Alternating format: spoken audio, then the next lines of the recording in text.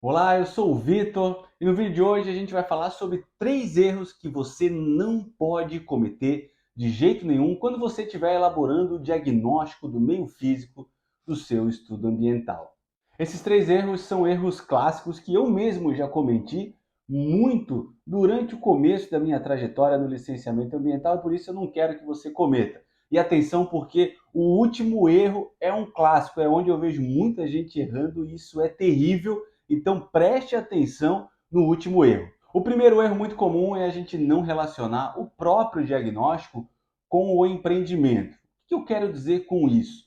Quando a gente faz o diagnóstico do meio físico, então a gente vai estar falando lá dos aspectos geológicos, a gente vai estar falando lá da geologia, do solo, a gente vai estar falando também dos recursos hídricos, do clima. Então, basicamente, isso compõe aí o arcabouço, né? Lógico que a gente pode desmembrar isso em vários outras sub-áreas, né? Mas isso vai depender muito também do tipo do empreendimento que a gente vai estar lidando. E por isso é fundamental a gente relacionar as características do meio físico com o empreendimento, porque senão fica uma coisa muito desconexa, muito descompassada. A gente sabe que muitas consultorias ambientais, alguns profissionais, né, cada um acaba fazendo a sua parte e depois esses assuntos não se conversam. Quer dizer, você está lá lendo, né, quem está analisando vai lá ler o seu diagnóstico do meio físico, ele não encontrar nenhuma informação ali sobre o empreendimento, nenhuma relação. Isso é muito complicado por 2 motivos. O primeiro deles é porque vai parecer que o licenciamento ambiental, que o estudo ambiental foram feitos por pessoas que não se conversaram, ou seja, parece que faltam informações. E o segundo problema que a gente verifica é que quando você não faz essa conexão entre o diagnóstico e as características do empreendimento, você fica mais difícil extrair ali aspectos ambientais e você coloca essa responsabilidade no colo do órgão ambiental. Ou seja, se você não fizer as suas considerações, se você não fizer essa relação, o órgão ambiental vai poder fazer a relação que ele bem entender. Então, isso deixa o estudo ambiental fragilizado e deixa o processo de licenciamento ambiental também fragilizado. Um estudo ambiental que não fica eficiente, porque você precisa fazer essa correlação. Por exemplo, se eu estiver lá licenciando um loteamento, o loteamento ele tem um regramento específico que veda, por exemplo, o loteamento em áreas com declividade acima de 30%. Então, nessa situação, quando você estiver falando ali dentro do diagnóstico do meio físico sobre o relevo, sobre a topografia daquele local, é importante, né, que você traga ali um mapa de declividade, mostre a declividade do local e relacione com o empreendimento. Olha, o loteamento, né, ele vai ser feito a terraplanagem, embora a gente tenha aqui áreas que passem do 30%, vai ser feita a terraplanagem de maneira a regularizar, enfim, é importante fazer essa conexão, esse link, porque senão também o órgão ambiental ele pode ficar com dúvida. Isso é bom, você está me colocando aqui que a área tem alguns trechos em mais de 30% de declividade. E será que essa área está prevista lote? Aí o cara vai ter que voltar lá e ver. Não, é um loteamento que está previsto lote aqui. Bom, mas será que vai ser feita terraplanagem? Será que ele vai ser regularizado? Né? Porque o fato da legislação, né, da lei do parcelamento do solo, ela vedar o parcelamento do solo em áreas superiores a 30%, ela não veda o licenciamento, ela não veda que você faça obras para regularizar isso. Então é fundamental, então, dentro do seu estudo ambiental, que você deixe isso muito claro. Um outro exemplo é você, de repente, informar que vai ser colocado um talude, que vai ser feito um corte, né? E não relacionar, por exemplo, essa declividade eventual com o solo. Daqui a pouco você tem lá um solo que é arenoso.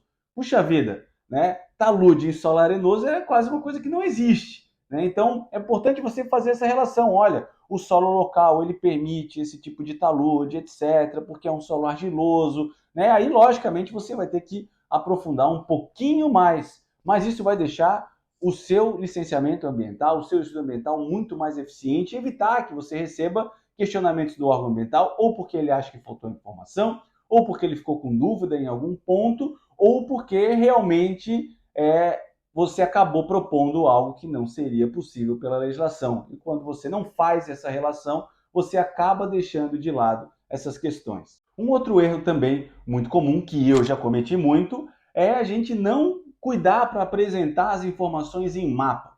Eu gosto muito de dizer que o engenheiro ele precisa saber escrever, o biólogo precisa saber escrever, o geólogo precisa saber escrever, ou seja, uma linguagem clara, uma linguagem técnica, uma linguagem objetiva, mostrando que você tem conhecimento.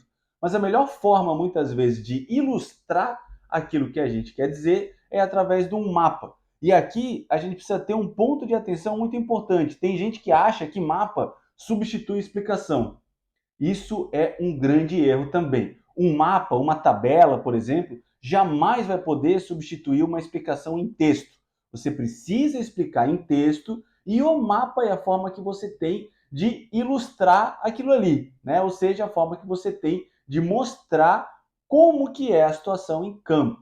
Então, quando você não apresenta um mapa das áreas de preservação permanente, isso gera muito transtorno, né? Então, é importante a gente não errar nisso, em apresentar um mapa das áreas de preservação permanente, com os recursos hídricos, com a declividade, mostrando ali a topografia, ou seja, de maneira com que o órgão ambiental, inclusive você, possa enxergar todas as áreas que são restritas conforme a legislação ambiental. Isso é fundamental para que você tenha eficiência na prestação dessas informações, porque, como eu sempre digo, a hora que o órgão ambiental ficar com dúvida, ele vai te perguntar. E a hora que ele te perguntar, você vai perder tempo refazendo um trabalho que você já foi remunerado para fazer, ou seja, isso vai te impedir de fazer outros trabalhos, e além disso, aquilo que a gente não quer, a licença vai demorar muito mais tempo para ser expedida, porque a hora que você responde, ele meio que volta para o final da fila. Então, se muitas vezes já demora para se iniciar uma análise, é muito pior, então, a gente chegar lá e ter que voltar para o final da fila.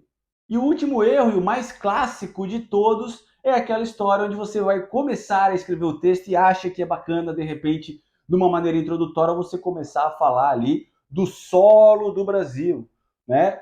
As formações geológicas no Brasil. Você começa, vai falando desde um panorama de Brasil, de região, de estado, de município, e às vezes falta o do local, né? Então você está licenciando um empreendimento numa localidade que é um bairro de algum município, né? O município daqui a pouco, sei lá, tem 20, 30 mil habitantes, você está licenciando ali uma unidade industrial dentro dessa localidade, e aí essa localidade está dentro do município, o município está dentro do estado, né? O estado está dentro do nosso país, e você começa a falar de aspectos geológicos do país que não tem relevância nenhuma para o licenciamento ambiental. O que você vai falar do estado também vai ter pouca relevância. Muitas vezes é fundamental você se preocupar muito mais com o local, com o entorno imediato dele, ou seja, com a sua área de influência direta, né? E eventualmente, nos raros casos de empreendimentos de grande magnitude,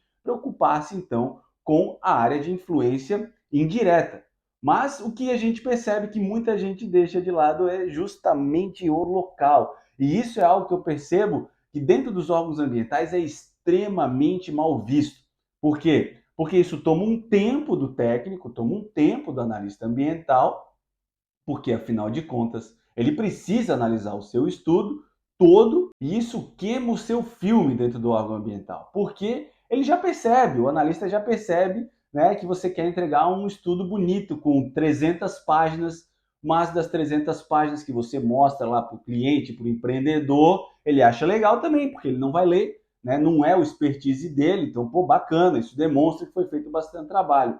Mas muito mais importante do que volume de páginas é qualidade do material que está lá dentro do estudo ambiental. E quando você deixa de lado realidades locais, você acaba muitas vezes perdendo eficiência, na grande maioria das vezes você vai perder eficiência no seu estudo ambiental. E vai queimar seu filme dentro do órgão ambiental, porque ele vai perceber. Esse cara aí, ele quer dar volume.